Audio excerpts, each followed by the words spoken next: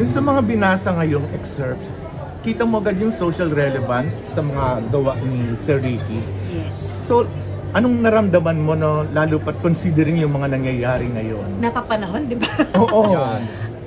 Kung iisipin mo nga, kahit matagal nang nasulat ni Sir Ricky ang iba, yung iba niyang obra, hindi naman pala nagbago yung panahon. Di ba yun yung realization ko nung nakikinig ako kanina? Hindi nagbago yung panahon, mas lumala pa nga siya. Kasi yung buod nung nangyayari sa atin ngayon, nangyayari na siya noon eh.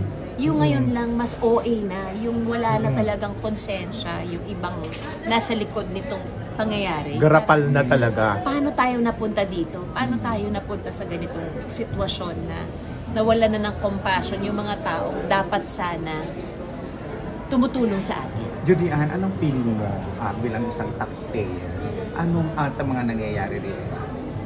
Nakakalungkot, di ba? Nakakalungkot, ang bigat sa puso. Natapos na yung galit ko, nandun na lang ako sa panghihinayang na parang natatakot ako para sa taong bayan sa kung ano yung pwedeng mangyari sa kanila sa ginagawa nila pakikibaka. But karapatan nila yun eh. Hindi natin mapipigilan ng galit ng taong bayan.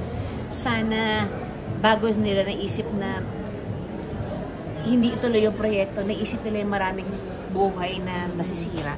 Lalo pat bilang isang ina, para sa mga anak mo, di ba? Yung parang kinabukasan nila. Oo, nandun naman tayong lahat. Parang hindi lang ito dahil top taxpayer.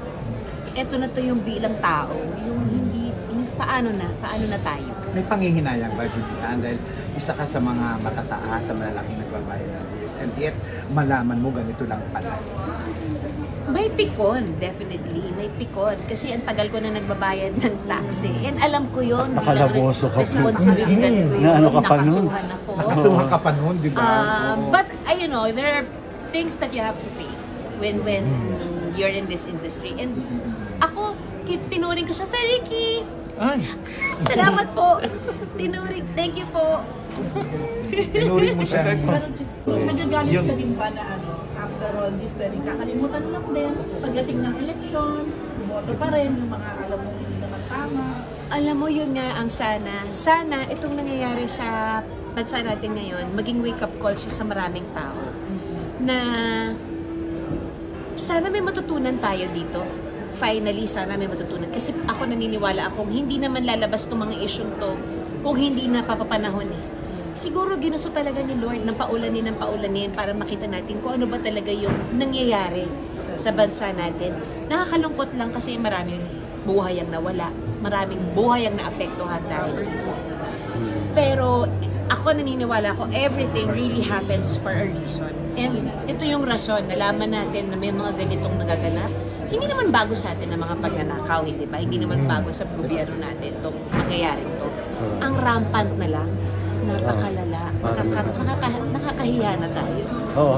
Yung sana sa susunod po, isipin natin mabuti, ano bang gusto nating gawin, anong gusto nating mangyari kinabukasan sa mga anak natin.